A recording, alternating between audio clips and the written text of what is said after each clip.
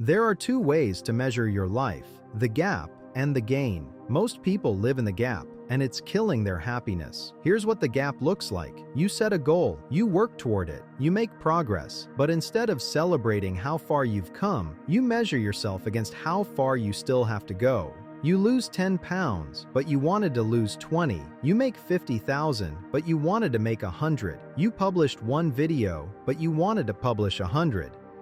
So you feel like you're failing, even though you're winning. This is the gap. It's the distance between where you are and where you think you should be. And the gap is infinite. No matter how much you achieve, there's always more. The gap never closes. Dan Sullivan calls this the gap and the gain, and he argues that the happiest, most successful people don't live in the gap. They live in the gain. The gain is simple. Instead of measuring forward against an ideal, you measure backward against where you started. You lost 10 pounds? That's 10 more than you lost last month. You made 50,000? That's 50,000 more than you made when you were broke. You published one video?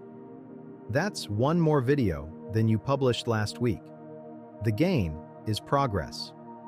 Real, measurable progress. And here's the paradox. When you focus on the gain, you actually achieve more, because progress fuels motivation. Motivation fuels action. Action creates more progress. But when you live in the gap, you feel like you're never enough, and that feeling drains you. It makes you want to quit. So let me ask you, how are you measuring your life?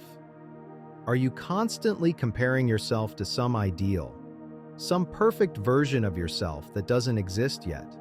Are you frustrated because you're not where you think you should be? Or are you celebrating the wins? Are you looking back and seeing how far you've come? Because here's the truth. You're further along than you think. You've done more than you give yourself credit for. You've survived everything that tried to break you. And you're still here, that's the gain. So stop measuring yourself against perfection. Start measuring yourself against where you were yesterday, last week, last year, because the only person you should be better than is the person you were yesterday.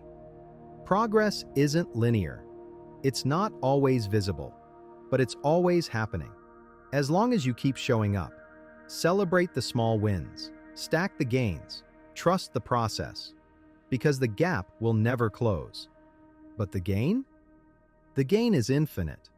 Subscribe if you're ready to focus on progress, not perfection.